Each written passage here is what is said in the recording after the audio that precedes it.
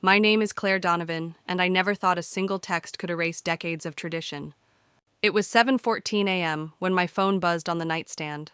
I reached over, still half asleep, expecting a casual, "See you Thursday" from my mom, or a photo of the turkey she'd been bragging about. Instead, I saw just 14 words. "This year, we're keeping Thanksgiving small, just Mark's family. Hope you understand." Mark, my younger brother, the one who could wreck a car, miss rent, lose jobs like loose change, and somehow still be the shining star of every family gathering. I read the message again, my thumb hovering over the reply button, and then I froze. My chest felt hollow, my skin prickling with a heat I couldn't name. I wasn't just uninvited, I was erased. Not even a polite excuse, no, maybe next time. Just gone. But here's what they didn't know. For the last 2 years, I'd been holding on to something that could change everything. Something that could make sure I never had to sit at the leftover seat again. The irony wasn't lost on me. I'd been the one who decorated the dining room every year, who stayed late washing the china, while others drifted into the living room to watch football. The one who slipped an extra bottle of wine into the cart, because Dad liked the expensive stuff. And yet here I was, cut from the guest list, like I'd never been there at all. I stared out the window. The city was still waking up. A trash truck rumbled down the street, the sky bruised with early morning purple. My coffee sat untouched on the table. I should have felt rage, but what I felt instead was clarity. For years, I'd bent myself into shapes to fit in. I'd taken the smaller slice of pie, the folding chair by the kitchen doorway, the photo where my face was half hidden behind someone else's. I told myself it didn't matter, because at least I was in the picture. But maybe it did matter. Maybe it mattered more than I wanted to admit. That morning, I didn't text back to ask why. I didn't plead for a seat. Instead, I reached for my laptop, opened a folder I hadn't touched in months, and there it was, the PDF file I'd nearly forgotten. Grant deed, Willow Creek Lodge, sole owner, Claire Donovan. The house my grandfather had left me, the one no one else wanted because it was too far and too much trouble to heat. They'd written it off years ago, but to me it was something else entirely, a place where I could decide who sat at the table. And for the first time in my adult life, I felt something electric spark in my chest. I didn't need their invitation. I could make my own. The decision came to me as naturally as breathing. I wasn't going to fight for a spot at someone else's table anymore. I was going to set my own. But before I get ahead of myself, let me tell you about Willow Creek Lodge. My grandfather built it in the 1950s, a cedar shingled lodge tucked deep in the Vermont woods overlooking a frozen lake in winter. It had a stone fireplace taller than I was, a creaky staircase, and an attic room with a round window that felt like a secret hideout. It was the only place I'd ever felt central. Seen. 2 years ago, after my grandfather passed, his lawyer called. "Claire," he said, "he left it entirely to you. Sole ownership. Your name's the only one on the deed." I remember asking if my parents knew, and he'd laughed. "They won't care. Too much snow, too much upkeep. They'll see it as a burden."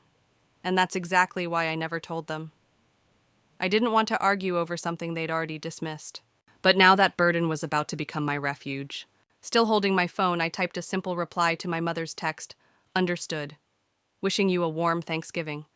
Then I closed the thread, powered off my phone, and opened a blank notebook. Across the top, in bold letters, I wrote, "Thanksgiving at Willow Creek Lodge, not to prove, but to belong." I started making the list. Aunt Grace, my mom's younger sister, who always pulled me aside at family gatherings when she saw me retreating to the corner. My cousin Daniel, who once whispered after Mark's birthday party, "If this is family, you deserve better." My best friend Naomi, the one who stayed up all night with me after my last breakup, no questions asked. And then my hand hesitated before I wrote the next name, Lucy, my 9-year-old niece, Mark's daughter. Lucy was the only reason I'd stuck around family events for as long as I had. She was sharp, curious, with a habit of sketching little animals on the backs of napkins. She once told me, "You're my secret favorite," after I taught her to read a chapter book in the kitchen while the adults shouted in the living room. I didn't know if Mark or his ex-wife would let her come, but I knew this much: if Lucy could spend even one Thanksgiving where she was never told to go sit at the kids' table, it would be worth it. By mid-morning, I'd sent the first message, "Aunt Grace, I'm hosting Thanksgiving at Willow Creek Lodge this year. No hierarchy, no politics, just people who want to be there. I'd love for you to come." Her reply came in under 2 minutes. "Finally, I'll bring my cranberry orange pie. I'm in." Daniel's response was slower, but when it came, it made me smile. Claire, you just said the thing I didn't know I'd been waiting to hear. Send me the address. Then came Naomi. I texted Thanksgiving at my place in Vermont. Rebuilding something different. There's a spot for you. Less than half an hour later, she sent me a screenshot of her flight confirmation. Skipping dry turkey with the in-laws. See you there. Finally, I messaged Lucy's mom, Amanda. I didn't expect much. Their divorce had been messy, and I wasn't sure she wanted anything to do with the Donovan family. But by late afternoon, my phone lit up with an unknown number. Claire, it's Amanda. I hope this isn't overstepping, but Lucy got your message and she cried for 20 minutes. She said she's never been so excited about Thanksgiving. Her voice softened. She feels safe with you. After everything she's been through with Mark, I think she needs this. If you're okay with it, I'll bring her, and I'll stay too. I could feel my throat tighten. Amanda, that's more than okay. Thank you for trusting me. No, she said quietly. Thank you for not letting her lose the only family bond she still believes in. After I hung up, I sat in silence for a moment, staring at the names on my list. Grace, Daniel, Naomi, Amanda, Lucy. None of them were who I once thought would be my core. But they were the people who had shown up, who had seen me when I wasn't being Mark's sister. And in that quiet, something shifted. This wasn't about proving my worth anymore. This was about building a space where no one had to shrink to fit in. I wish I could tell you my childhood was warm and uncomplicated, the kind you see in those glossy holiday commercials. But the truth is, I learned early that my value in the Donovan family depended on how quietly I could hold things together for everyone else. By the time I was 8, I knew the choreography by heart: pick up my plate, without being asked, scrape leftovers into the trash, start the dishes while Mom ferried Mark to football practice. If Mark had a tantrum, my job was to keep my voice down, stay out of the way. If he got in trouble, my job was to smooth it over. I remember one afternoon in middle school when the principal called our house. Mark had been suspended for fighting again. Mom cried for hours, muttering about how her poor boy must be under so much stress. Meanwhile, I was sent to drop off his homework at the school office so he wouldn't fall behind. No one asked if I was okay missing my own science fair meeting. It was always like that. My wins were silent footnotes. His failures were dramatic centerpieces. When Mark scored a touchdown, there was a cake balloons photos on the mantle. When I won the statewide debate championship in 11th grade, Dad glanced at the trophy and said, "Good, but is that going to help you pay bills?" One of the sharpest memories came when I was 17. I'd just gotten my acceptance letter to Stanford. No party, no dinner out. Mom baked banana bread and left it on the kitchen counter with a note. You don't like noise anyway, right? I didn't. But that didn't mean I didn't want to be seen. Mark's troubles got heavier as he got older. At 19, he was deep into pills. I was the one who found him half conscious in the basement and called 911. Mom screamed at me for making it worse. But when he came home from rehab 3 months later, the house was decked out with welcome back banners. There was music neighbors, old coaches shaking his hand. I stayed off to the side, holding a paper plate. Mom handed me a slice of cake and whispered, "You should smile. It's a happy day." I used to think I was imagining it, that maybe I just wasn't the kind of person people celebrated. But the truth is, I'd been trained to make myself small so Mark could take up all the oxygen in the room. Years later, when I bought my first condo, I invited my parents over. The place wasn't big, but I'd saved for it entirely on my own. No loans, no cosigner. As I poured wine, Mom cut me off mid-sentence. "Did you hear Mark's starting a podcast about personal growth?" "Isn't that creative?" Dad lit up instantly, asking about costs, equipment, investors. My mortgage papers were still sitting on the counter untouched. Even my relationships weren't immune. When I got engaged to Sam, a quiet, steady civil engineer, I thought maybe this would finally be different. But the date I'd chosen, Mark's birthday. Mom asked me to change it so he wouldn't feel overshadowed. And I did. Sam smiled politely, but I saw his face falter. At the engagement party, Mark rolled in 2 hours late with a new girlfriend and demanded we put on his favorite EDM playlist. Mom just said he's been through a lot. Let's give him space. Looking back, I don't know why I stayed in that loop for so long. Maybe it was habit. Maybe I was afraid that without my role, I'd have nothing left. But when I got that uninvitation text for Thanksgiving, all of those memories came rushing back like a reel I couldn't pause. Every quiet dismissal, every shifted spotlight, every slice of cake handed to me with a smile. It's a happy day that wasn't mine. and that's when something inside me clicked hard. I couldn't go back to the corner of the room anymore, pretending I was okay with scraps of attention. I didn't just want a seat at the table. I wanted a table where no one had to earn the right to sit down. That's what Willow Creek Lodge could be, not a rebellion, not a performance, a reset. I closed my notebook and looked out the window at the gray November sky. The air smelled faintly of rain, and the city outside felt a little less heavy. For the first time in years, I wasn't just reacting to the Donovan family's rules. I was writing my own. The weeks leading up to Thanksgiving had always been a strange mix of chaos and ritual for me. Usually it meant fielding group texts about what pie I'd bake, whether I could just stop by the store for last-minute groceries, or if I'd pick up Mark from whatever bar he'd left his car at the night before. It was predictable in that exhausting way routines can be. But this year, with the uninvitation hanging in the air, I felt strangely free. No obligation to check on the turkey, no stress about seating charts I had no say in.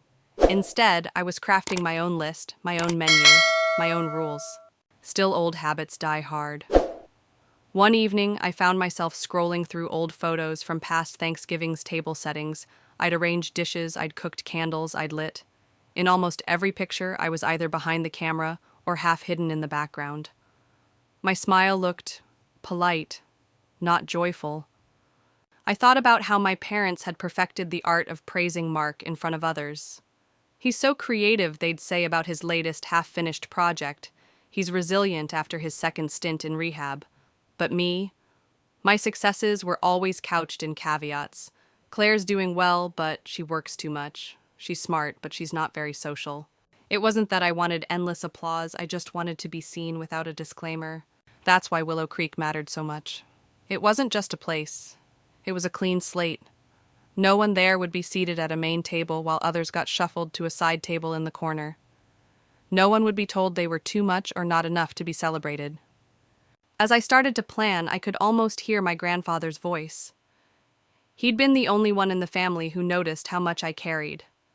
"You know, kiddo," he once told me while we stacked wood for the stove, "a family is just a group of people you decide to keep warm."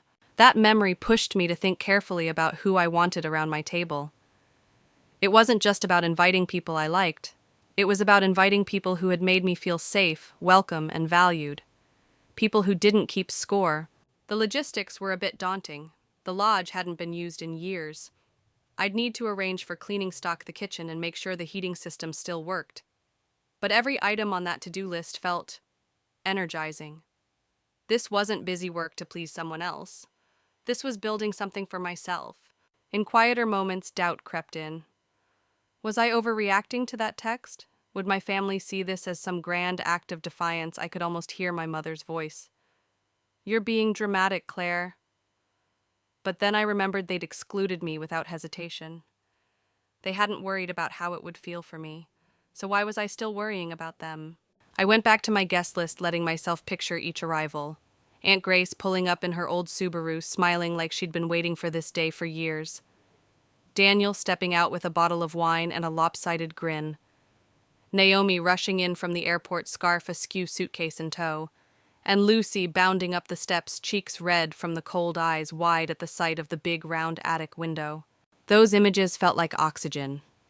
They reminded me that I wasn't hosting this to make a statement to my parents or Mark. I was doing it for the people who had shown up for me in ways that mattered, and maybe just maybe to show myself that I could build something worth belonging to.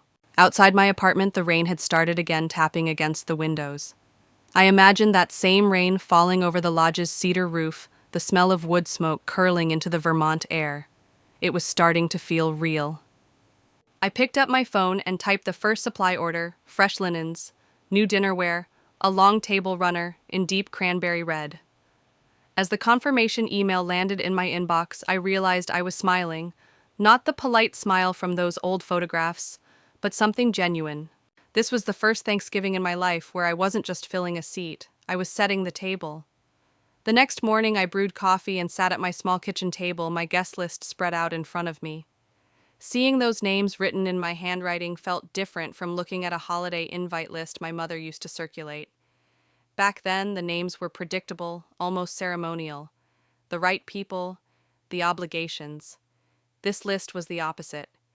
It was intentional. Every name was earned through kindness, not bloodlines. I decided to make the invitations personal, no group messages, no generic hope you can come. I wanted each person to know they were there because they mattered. First was Aunt Grace. I called her instead of texting because her voice had always been a comfort. The phone rang twice before she picked up. "Claire, you're up early." "I am," I said with a small laugh. "I've been thinking. I'm hosting Thanksgiving this year, at Willow Creek Lodge." There was a pause, then a rush of breath. "Claire, that's wonderful. I'll bring the cranberry orange pie. The one you liked when you were 12. Do you remember?" I did. I remembered sitting on the back porch with her, while everyone else argued inside, picking at that pie, and feeling like the world was briefly quiet. I'd love that, I said. Next was Daniel. We usually only exchanged birthday texts, so I wasn't sure how he'd react. When he answered, there was surprise in his voice. "Claire, everything okay?" "Better than okay. I'm putting together a Thanksgiving where everyone has a seat, no strings attached. I'd really like you to be there." He was silent for a moment. Then, "You just said the thing I didn't know I'd been waiting to hear. Send me the address." By the time I got to Naomi, I was almost giddy. She didn't even hesitate. "I'm booking a flight right now. I'll bring my mom's stuffing recipe, the one that takes 5 hours and 3 glasses of wine to make." Finally, I sent the message I'd been nervous about all morning to Amanda, my niece Lucy's mom. It was simple. "There's a room at Willow Creek with a round attic window. Lucy can have it. I'd love for both of you to join us." It took hours for her to respond. When my phone finally rang, I held my breath. "Claire, she got your message," Amanda said softly. "She cried for 20 minutes. Happy tears. She's been asking if she has to go to the kid table this year. I told her not this time. We'll be there, and I'll stay too if you're okay with that." I felt something in my chest loosen. That's more than okay. After I hung up, I sat back in my chair, letting it sink in. These weren't just RSVPs. These were people saying, "I choose this. I choose you."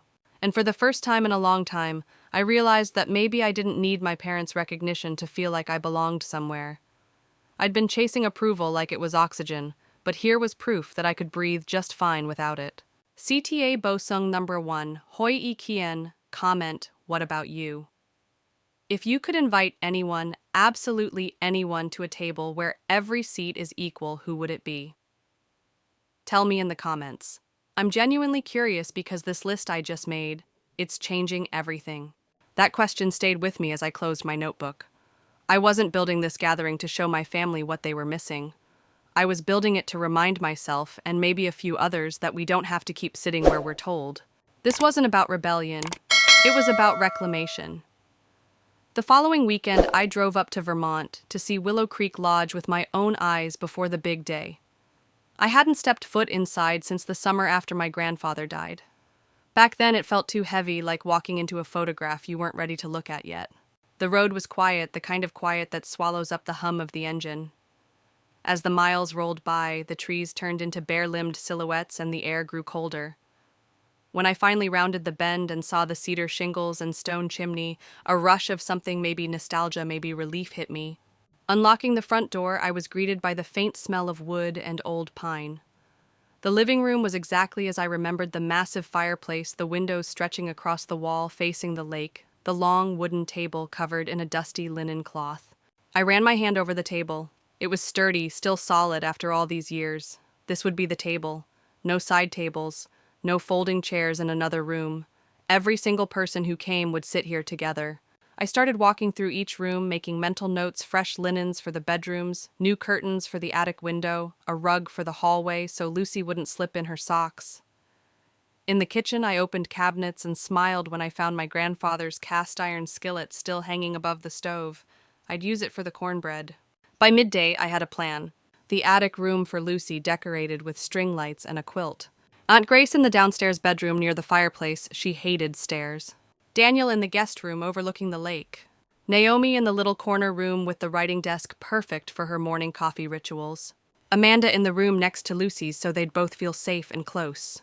Each detail mattered, not because I was trying to impress anyone, but because this was the kind of care I'd always wanted for myself and never received.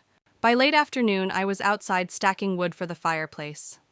The lake shimmered in the fading light, a thin layer of ice forming along the edges.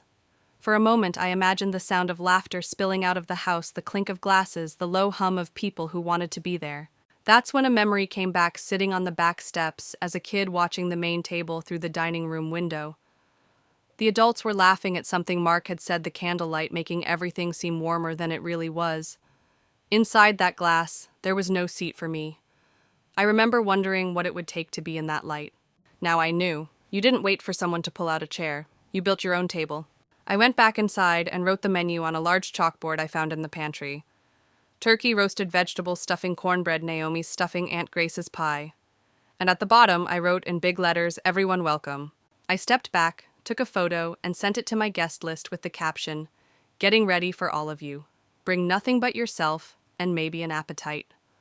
The replies came quickly, hearts, laughing emojis, "Can't wait" from Naomi, and a string of pie emojis from Aunt Grace.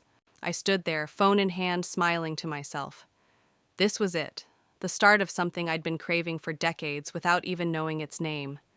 By the time the first snow dusted the driveway at Willow Creek Lodge, I'd settled into a rhythm. Every morning I'd light the fire, brew a strong pot of coffee, and walk the perimeter of the property, checking for anything that needed fixing before my guests arrived. The lodge was coming alive again, not as a vacation spot, but as a place with purpose. On Tuesday afternoon, Aunt Grace was the first to arrive. Her old Subaru crunched over the gravel, and when she stepped out, she wrapped me in a hug so tight I thought my ribs might crack. "Do you know what you've done, Claire?" she said, pulling back just enough to look me in the eye. "I've invited a few people for dinner," I teased. She shook her head. "No, you've drawn a new map, and for the first time you're in the center of it." Her words hit deeper than I expected. All my life I'd been orbiting someone else's gravity, Mark's dramas, my parents' expectations. Now here I was in my own place, setting my own orbit. Daniel arrived next, his SUV loaded with boxes of dried flowers, bottles of wine, and a ridiculous amount of cheese. For the charcuterie board, he grinned. "If I'm going to do Thanksgiving, I'm going to do it right." We unpacked together, filling the kitchen counters with food, flowers, and plates. Daniel kept glancing around the house, shaking his head. "I can't believe they let this place go," he said quietly. "They didn't let it go," I corrected. "They never claimed it in the first place." Naomi's arrival was pure Naomi, a flurry of scarves, suitcases, and laughter echoing through the entryway. "This place is like a Hallmark movie," she said, dropping her bags. "Except, with better wine." And then there was Amanda and Lucy. When the SUV pulled in, I walked out to meet them. Lucy bounded toward me, her coat unzipped, cheeks pink from the cold. "Aunt Claire, is the attic room mine?" she shouted. "It's all yours," I said, kneeling to hug her. "Lights are strung, blankets are warm, and there's a stack of books waiting for you." Amanda smiled from the driver's seat, a little hesitant. "Thank you," she said softly. "Thank you for trusting me with her," I replied. The house filled quickly with the sound of voices, the smell of something baking in the oven. Naomi had insisted on making early batches of cornbread, and the warmth of the fire. People moved easily through the rooms, no one asking where they were supposed to sit or what they were allowed to do. That night, after everyone had settled into their rooms, I stepped outside onto the porch. The lake was dark, the surface catching faint glints of moonlight. I thought about how different this felt from the main table I used to watch through glass. No hierarchy, no performance. Just presence. Inside, I could hear Lucy's laughter drifting down from the attic, Daniel humming in the kitchen, Aunt Grace unpacking her pie tins. And for the first time, I didn't feel like I had to keep everyone happy to keep them close. But in the back of my mind, I knew this calm wouldn't last forever. My family didn't know yet. Not really. They hadn't seen the photos, they hadn't called, but they would. And when they did, I'd have to face whatever storm came next. I took a deep breath, the cold air stinging my lungs, and whispered to myself, "You're ready this time." Wednesday morning, the day before Thanksgiving, began, with a sky the color of pewter. The air outside was so still, it felt like the world was holding its breath. Inside Willow Creek Lodge, though, everything was in motion. Naomi was in the kitchen, sleeves rolled up, working on her famously complicated stuffing. Daniel had commandeered the dining table to arrange the dried flowers he'd brought, sprays of lavender, eucalyptus, and wild grasses from his garden back home. Aunt Grace was already humming by the stove, her cranberry orange pies cooling on the windowsill. I was upstairs in the attic room with Lucy, helping her tack the last string of fairy lights along the sloped ceiling. "This is my secret fort," she declared, flopping back on the bed. "It's better than the kid table." That one sentence made my chest ache in the best and worst way. I wanted to freeze the moment to let her grow up remembering that this was what Thanksgiving felt like, being wanted, having a space made for you without question. Amanda appeared in the doorway, leaning on the frame. "I think you've made her whole year," she said. "I think she's making mine," I replied, glancing at Lucy, who was already lost in a book. By late morning, the house smelled like roasted vegetables, herbs, and fresh bread. The kind of scent that makes you feel full before you've even eaten. I moved from room to room, checking on things, making sure everyone was comfortable. There was an ease here that I'd never known during my family's holidays. No one was competing for attention. No one was waiting for a cue to speak. It should have been enough. But a part of me kept bracing for impact. Old habits, I guess. You don't grow up in a house where love is conditional without learning to scan for the next crack in the surface. It came that afternoon. I was peeling apples for the tart when Naomi glanced at my phone on the counter. Claire. Your mom's been calling. 3 times. I wiped my hands and looked. 3 missed calls from Mom, 2 from Dad, 1 from Mark. And then the text messages started appearing, not just from them, but from people here. "Aunt Grace, your mom just called me. Didn't answer. Daniel, same here. Naomi, she's trying me too." Amanda stepped into the kitchen, eyebrows raised. "What's going on?" "They must have seen something," I said quietly. And I knew exactly what. Someone had posted a photo. Maybe the pies, maybe the flowers, maybe Lucy in her attic room. It didn't matter, the image had traveled fast enough for my parents to realize where half the people they thought would be at their table were instead. The phone buzzed again. This time I didn't answer right away. I felt everyone's eyes on me. The air in the kitchen shifted like the moment before a storm breaks. Finally, I picked up and hit speaker. "Claire?" My mother's voice was sharp, all pretense stripped away. "What are you doing?" "The house is empty. No one's here. Everyone is in Vermont in that house." "Yes," I said, my voice even. "My house. That's your grandparents' house. It's the family house.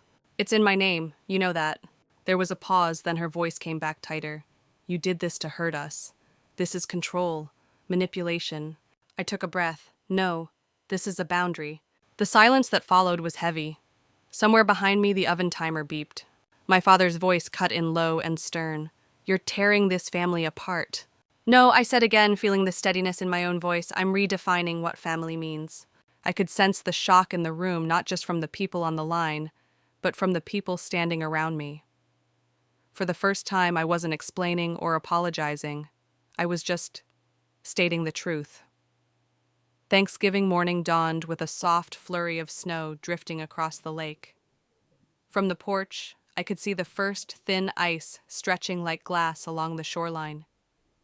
Inside Willow Creek Lodge was already alive, Aunt Grace basting the turkey, Naomi, showing Lucy how to fold napkins into swans, Daniel uncorking wine before noon.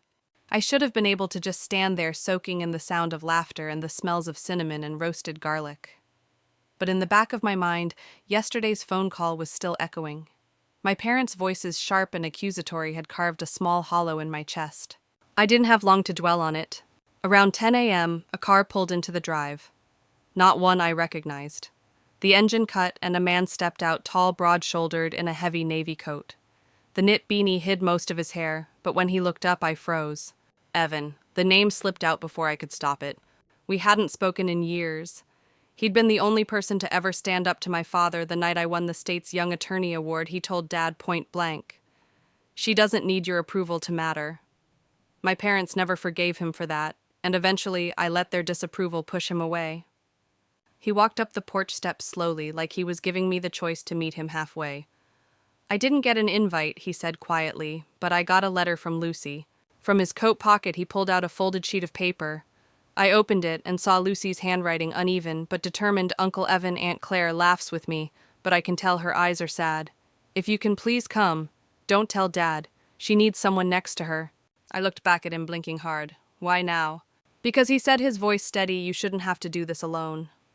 And I think I was wrong to ever leave you to it.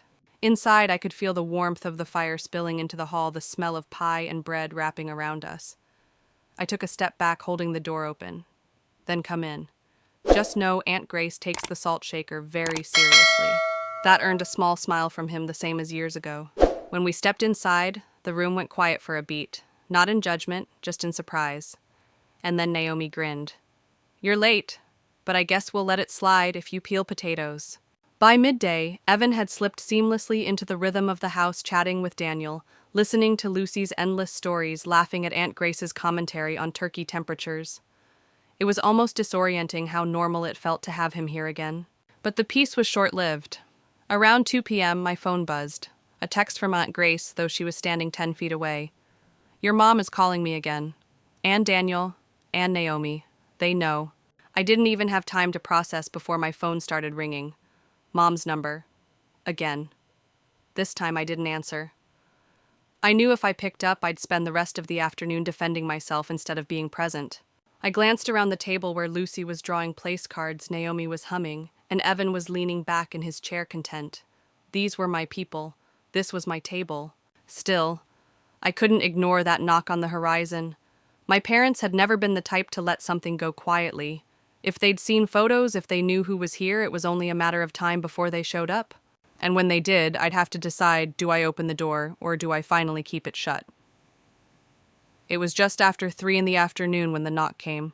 Not the polite kind. This was sharp, deliberate, the kind you feel in your spine. I was in the kitchen checking the bread in the oven when Naomi leaned toward the window. Her eyes widened. "Claire, it's them." I didn't have to ask who. I wiped my hands on a towel, took a deep breath, and walked toward the door. Through the glass, I saw my parents standing on the porch in matching earth-tone coats, leather gloves, and expressions carved from stone. They looked smaller somehow, but I knew better than to mistake that for weakness. I opened the door. "Come in." My voice was even, maybe too even. Inside the living room, noise softened to a murmur. Aunt Grace shot me a worried glance. Daniel stood frozen with a wineglass in hand. Lucy's laughter upstairs went quiet. I led my parents into the study, the only room I hadn't assigned to anyone. My grandfather's old desk still dominated the space, its dark wood scarred from decades of use. Dad's eyes swept the room like he was cataloging what he thought was his. Mom stayed standing, her coat still on. You've turned Thanksgiving into a division, she began. We were left out.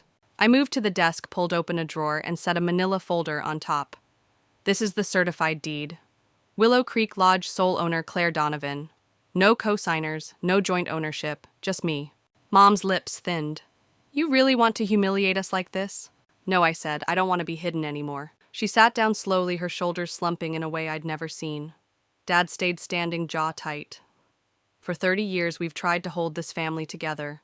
I cut him off, my voice sharper now. No. For 30 years, I've been the one holding it together. And for 30 years, I've had to wonder, am I good enough today to be noticed? When I got into Stanford, you said I didn't need to go that far. When I got engaged, Mom postponed the party because it was Mark's birthday. When I bought a home, you changed the subject to Mark's podcast. Last year, you sat me at the kids' table. Dad opened his mouth, but before he could speak, my phone buzzed on the desk. Mark's name. I picked it up, stepping just outside the study, but leaving the door ajar. Hey, look, Mark began, his tone casual. I know yesterday was tense, but I've got this idea for a new podcast. No personal stuff this time, it's about overcoming family expectations. I was thinking, maybe you could put your name on it. Attract investors. I almost laughed. Do you know how long it took me to separate from the Donovan name? To stop knocking on doors that slammed shut because of the headlines about you? He was silent. I'll help, I said finally, on one condition: you use your real name. Not Mark Donovan, son of... Just Mark. A man trying to start over. A long exhale on the other end. Okay, he said. When I stepped back into the study, Mom's eyes flicked from my phone to my face. You still help him? Yes, I said, because I don't want him to walk the same path again. But this time, he doesn't get to drag me with him. The room was so quiet I could hear the fire popping in the living room. Dad finally said, you've changed. No, I replied, meeting his eyes. I stopped trying to please people who never intended to see me. The study felt smaller with the three of us in it, the air heavy with decades of unsaid things. My parents didn't leave right away. They lingered as if they could still negotiate the terms of my life the way they always had. Mom leaned forward in the chair, her gloved hands clasped in her lap. You think you've made some grand point, Claire, but you've only made yourself look stubborn. Family means compromise. I sat on the edge of the desk, keeping my voice calm. Family means mutual respect. And compromise doesn't mean one person shrinks so the others can feel big. Dad stepped closer, his shadow falling across the desk. So this is it. You build your little empire here in the woods and shut the rest of us out. I shook my head. I'm not shutting you out. I'm refusing to let you in on the same terms as before. There's a difference. For a moment, neither of them spoke. I could see their eyes flick toward the door, hearing the muffled laughter from the living room. The sound of the family I'd chosen, a family they had no control over. Then Dad's voice softened, almost weary. Your grandfather left you this place because he knew you'd hold it together. I met his gaze. No, he left it to me because he knew I'd hold myself together. That landed. I saw it in the way his mouth tightened, in the way Mom's shoulders stiffened. Before they could respond, Lucy appeared in the doorway holding a folded napkin. Her voice was small, but steady. Dinner's ready. Her eyes darted to me, searching for reassurance. I gave her a smile. We'll be right there, sweetheart. She nodded and ran off, the sound of her footsteps on the stairs fading. I stood and opened the study door wider. You're welcome to join us. There's a seat for you at the table. Mom's eyes narrowed slightly. The same table as all of them. Yes, I said. The same table as all of them. No main table, no kid table, just one. Dad looked at Mom, and for the briefest second I thought they might say yes. But then Mom shook her head, lips pressed into a thin line. We'll head back. Enjoy your gathering. They walked out, their footsteps echoing down the hall. I didn't follow them to the door. I didn't need to. This wasn't about chasing anyone anymore. When I returned to the dining room, everyone was already seated. Evan caught my eye, giving a small nod that said more than words. Daniel poured wine. Naomi placed the stuffing in the center, and Lucy beamed at the head of the table, a spot she'd chosen herself. I slid into my seat, feeling the warmth radiating around me. And for the first time in years, I didn't feel like I was bracing for something to go wrong. I was here. Fully here. As the plates were passed and conversation flowed, I thought about what had just happened in the study.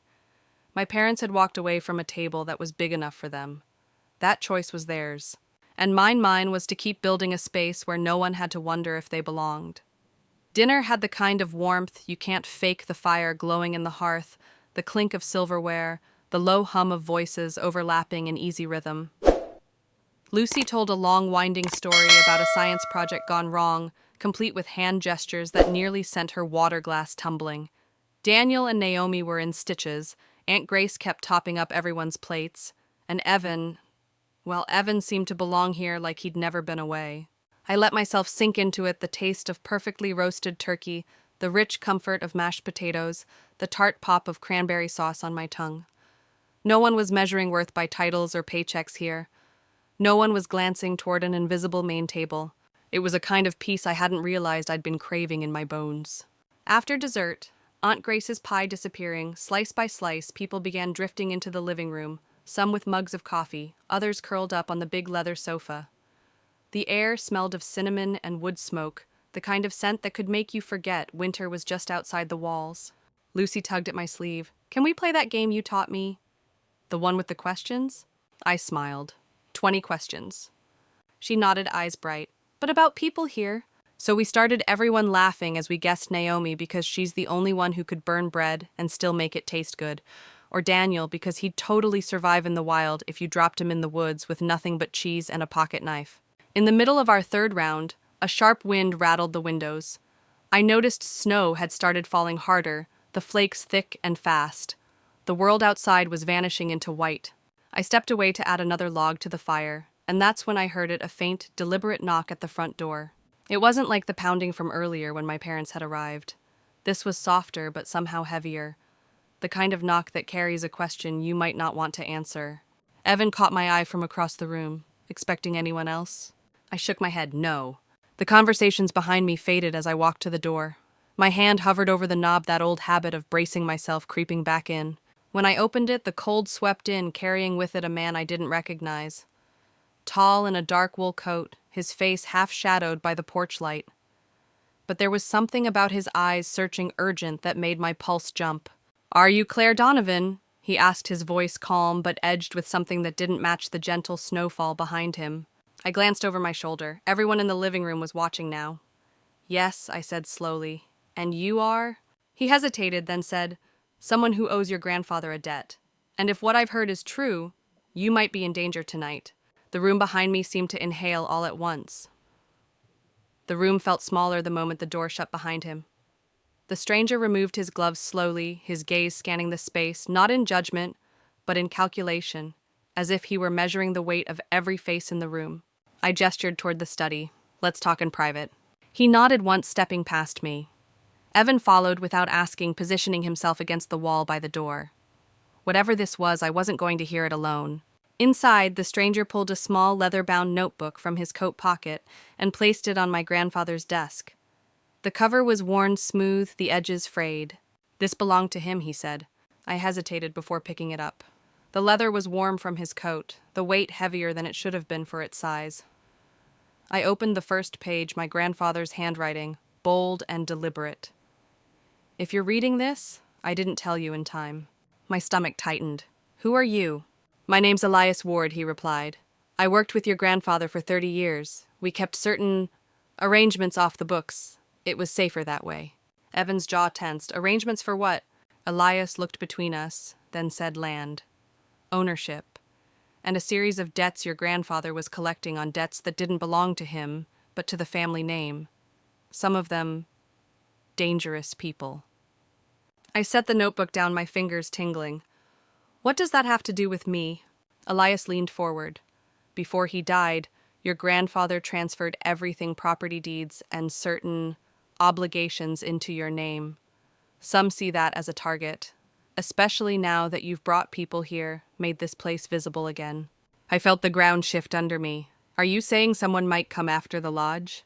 Not just the lodge, Elias said quietly. You. The words hung in the air like frost. I could hear the muffled sound of Lucy's laughter from the other room, so wildly out of place against what I was hearing now. Evan straightened. Why warn us now? Elias's expression softened just slightly. Because your grandfather once pulled me out of a hole I couldn't climb out of. I owe him and by extension you. If I didn't show up tonight, I'd regret it. I glanced at the notebook again. The pages were filled with names, dates, and addresses written in my grandfather's hand. Some names were crossed out, others underlined. At the bottom of one page, written in darker ink, was a single line, "Don't let them divide the table." A chill ran down my spine. My grandfather never spoke about family in metaphors, not unless it meant something specific. Elias stood. I can help you secure the property, keep things quiet, but you need to decide whether you want to fight for this place or disappear before they notice you. Evan and I exchanged a look. Leaving wasn't an option, not after everything. We're not going anywhere, I said. Elias nodded once as if he'd expected that answer. Then you should know I wasn't the only one who found out about tonight. The knock came again, harder this time, rattling the glass in the frame. Everyone in the living room froze. Lucy's hand clutched the arm of the sofa, her eyes darting to me. Elias glanced toward the door, his voice low but firm. That's not a neighbor. I stepped out of the study, Evan at my side. Naomi was already reaching for Lucy, pulling her close. Aunt Grace moved to the far end of the room, her face pale but steady. The third knock was followed by a voice deep and impatient, Claire Donovan. We need to talk, now. I recognized it instantly. Victor Hale, a name I'd seen underlined twice in my grandfather's notebook. My gut tightened. I motioned for everyone to stay where they were and opened the door just wide enough to see him. He stood with two other men, both in heavy coats, their hands buried deep in their pockets. The snow swirled around them, catching in the brims of their hats. Mr. Hale, I said evenly, you've come a long way for Thanksgiving. He smiled without warmth. We're not here for pie. We're here for what your grandfather promised me, and unless I'm mistaken... His gaze flicked past me into the house. It's in your possession now. Evan stepped forward, blocking his view. Whatever business you think you have, it ends tonight. You don't get to barge in here and... Victor cut him off with a short laugh. You must be the muscle. Cute. I kept my voice calm. You're not coming inside. That wiped the smirk from his face. You think a piece of paper and some sentimental history will keep this place yours? Your grandfather made deals. Those deals don't dissolve because he's gone. Elias appeared at my shoulder. You were paid, Hale, twice over. I saw the transfer myself. One of the men behind Hale shifted his coat, falling open just enough to reveal the handle of a gun. My pulse spiked, but I didn't step back. Victor's tone softened, almost patronizing. You're out of your depth, Claire. You have two choices: hand over what's in that notebook, or this holiday gets very unpleasant. Behind me, I could feel everyone's eyes on my back. Lucy's breathing was fast. Naomi's voice was a low whisper, trying to keep her calm. The fire popped loudly in the silence. I tightened my grip on the door. The answer's no. For a moment, no one moved. The snow swirled harder, the wind catching the porch light and throwing shadows across Hale's face. Then he leaned in, his voice dropping so only I could hear. Then you'd better hope you know which of your friends you can trust when this gets ugly. He stepped back, motioning to his men. They turned and walked down the drive, their boots crunching in the ice until the sound faded into the storm. I shut the door, locking it twice. Evan exhaled, tension still etched across his face. Elias looked at me. That was just the opening move. The house felt different after they left, quieter, but not in a peaceful way. It was the kind of silence that hums under your skin, the kind that makes you aware of every creak in the floorboards. I gathered everyone in the living room. Lucy sat curled up on the couch next to Naomi, clutching a blanket like a shield. Evan stood by the window, eyes scanning the tree line outside. Elias remained near the door, his posture that of someone who'd learned to listen for trouble. They won't stop, Elias said finally. Not until they believe you've given them what they came for. I looked at the leather notebook sitting on the coffee table. The weight of it seemed to fill the entire room. If I hand this over, they'll have leverage over everything my grandfather built. And if I keep it, they'll keep coming. Evan's voice was steady. Then we make sure they can't use it either way.